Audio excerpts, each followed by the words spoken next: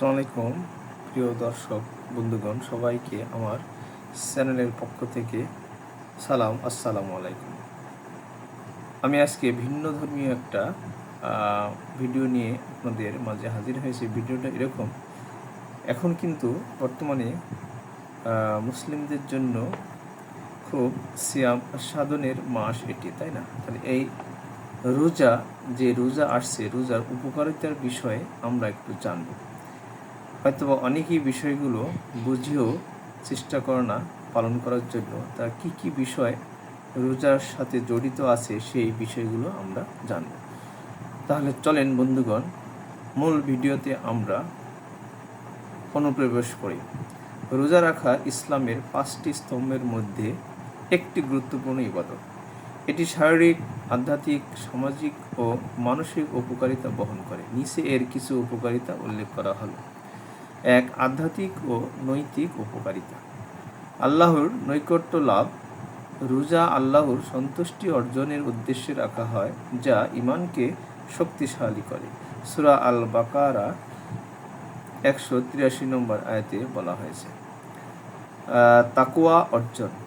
রোজা মানুষের অন্তরে ক্ষুধাভীতি ও আত্মসংযমের গুণ বৃদ্ধি করে। সূরা আল বাকারা 183 নম্বর আয়াত। গুনাহ মোচন। নবীজি সাল্লাল্লাহু আলাইহি ওয়াসাল্লাম বলেছেন, যে ব্যক্তি ঈমান ও ইহতিসাবের সাথে রমজানের রোজা রাখে, তার পূর্ববর্তী সব গুনাহ মাফ করে দেওয়া হয়। বুখারী ও মুসলিম। আত্মশুদ্ধি। রোজা মানুষের কুপ্রবৃত্তি দমন করে এবং আত্মাকে পরিশুদ্ধ করে। এটা হচ্ছে কি আধ্যাত্মিক ও নৈতিক উপকারিতার ভিতরে এই পয়েন্টগুলো আছে। 2 নম্বর হচ্ছে শারীরিক উপকারিতা। হ্যাঁ, অবশ্যই কিছু শারীরিক উপকারিতা পাওয়া যায়। সেগুলোর দিকে যদি আমরা খেয়াল করি, কি বলা হয়েছে দেখি। শরীরের ডিটক্সিফিকেশন, অর্থাৎ উপবাসের মাধ্যমে দেহের বিষাক্ত পদার্থ বের হয় এবং বিপাক ক্রিয়া উন্নত হয়। হজম নিয়ন্ত্রণ। সীমিত ও স্বাস্থ্যকর খাদ্যাভ্যাসের মাধ্যমে ওজন কমাতে সাহায্য করে। হজম শক্তি বৃদ্ধি। নিয়মিত খাদ্যাভ্যাসের বিরতি পাকস্থলী ও পরিপাকতন্ত্রে বিশ্রাম দেয়। রোগ প্রতিরোধ ক্ষমতা। কিছু গবেষণায় দেখা গেছে উপবাস কোষের পুনর্জন্মের ভূমিকা রাখে এবং রোগ প্রতিরোধ শক্তি বাড়ায়। 3 নম্বর পয়েন্টে বলা হয়েছে সামাজিক ও মানবিক উপকারিতা। 3 নম্বর পয়েন্টে আবার কিছু সাব পয়েন্ট আছে, সেইগুলো একটু আলোচনা করি। দরিদ্রদের প্রতি সহমর্মিতা। ক্ষুধা ও তৃষ্ণার অভিজ্ঞতা ধনী গরিবের মধ্যে সংবেদনশীলতা তৈরি করে। হ্যাঁ, একদম সত্য কথা। সম্প্রীতি ও ঐক্য। পরিবার ও সম্প্রদায়ের সাথে ইফতার ও তারাবির নামাজের মাধ্যমে সামাজিক বন্ধন দৃঢ় হয়। সদকা ও দানের অভ্যাস। রমজানে জাকাত, ফিতরা ও দান খয়রাতের মাধ্যমে সামাজিক ভারসাম্য রক্ষা হয়। 4 নম্বর পয়েন্ট হচ্ছে মানসিক সুস্থতা। মানসিক সুস্থতার অনেকগুলো পয়েন্ট, যেমন 1. আত্মনিয়ন্ত্রণ। রোজা মানুষের ইচ্ছাশক্তিকে শানিত করে এবং নেশা বা কুপ্রবৃত্তির নিয়ন্ত্রণে সাহায্য করে। মানসিক প্রশান্তি। রোজাদার ব্যক্তি আধ্যাত্মিক চর্চা ও দোয়ার মাধ্যমে মানসিক চাপ কমাতে পারে। মনোযোগ ও উৎপাদনশীলতা। সিয়াম সাধনা মানুষকে অপ্রয়োজনীয় কাজ থেকে বিরত রেখে লক্ষ্যাভিমুখী করে তোলে।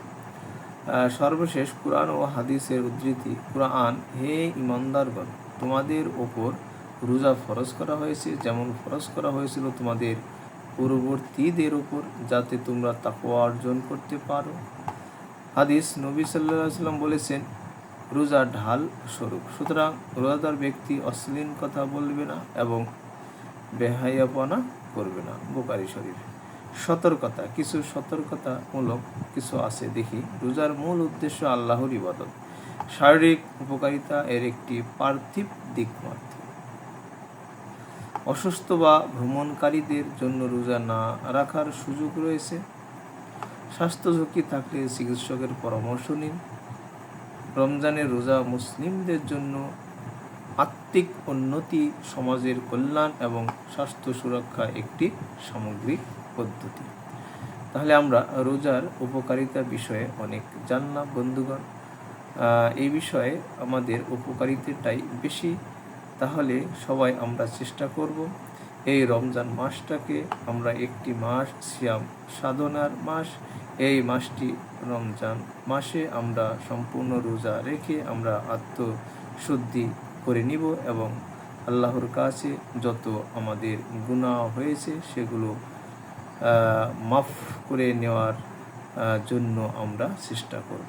সবাইকে অসংখ্য ধন্যবাদ জানিয়ে আজকে এইখানেই শেষ করছি। আসসালামু আলাইকুম।